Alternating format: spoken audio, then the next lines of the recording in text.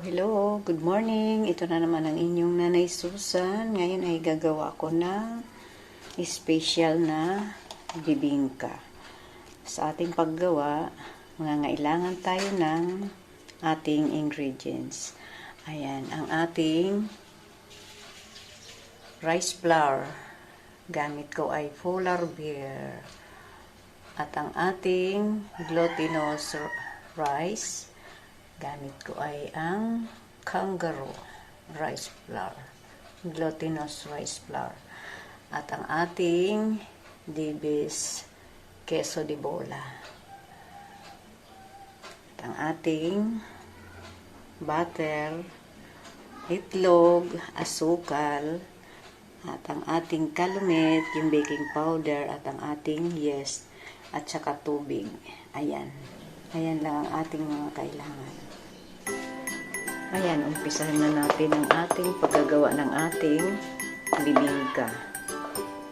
Ayan, pagsasama-samahin lang natin ang ating dry ingredients. Ating glutinous at saka yung ating rice flour. So, ilagay natin yung ating mga dry ingredients. Ang ating yeast, baking powder,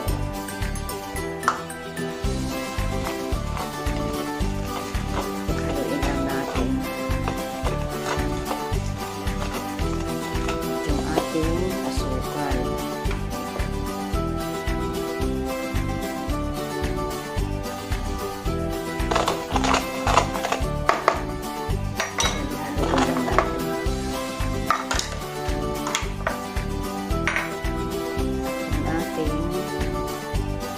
of salt.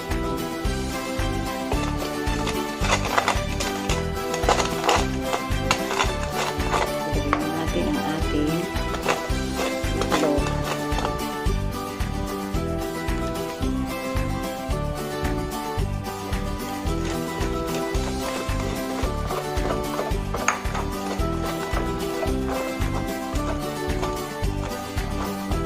Ating cheese.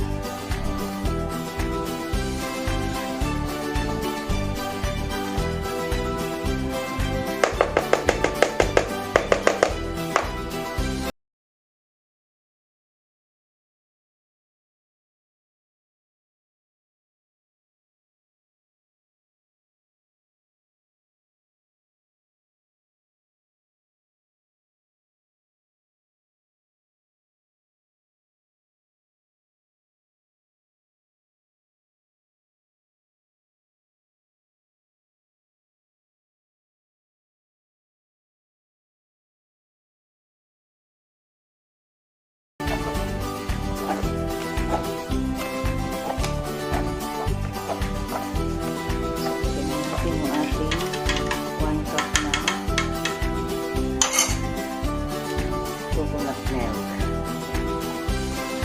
Ito yung nagpapa-moist ng ating bibingka. Yung ating melted butter.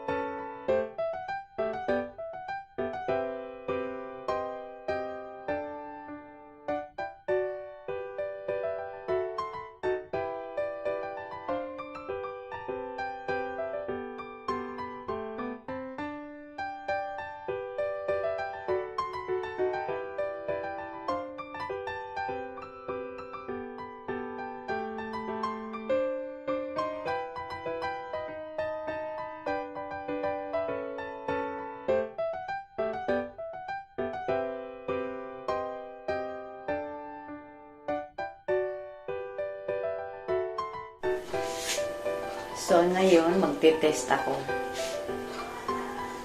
Gaano kasarap talaga. Masarap naman talaga. Ayan.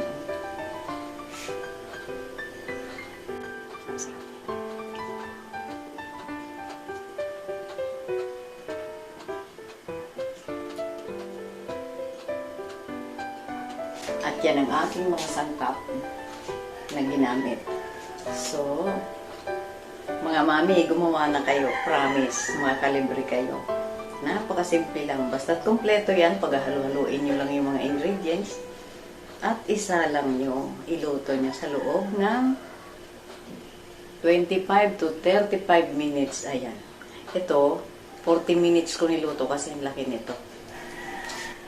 So, bago tayo magtapos, mag-shoutout muna ako sa aking mga lalabs. Siyempre, ang aking mga kapitbahay. Ayan. Kay Sally, yan. Gawin mo na ito, Sal. Sundan mo lang yung aking procedure. Napakadali. Magagawa mo dyan sa Saudi. Promise. Para marami kang pagpapalit-palitan ng merienda sa mga alaga mo dyan. Ayan. So, magbabay-bye muna ako. Magsya-shoutout muna ako kasi pipremiere ko to.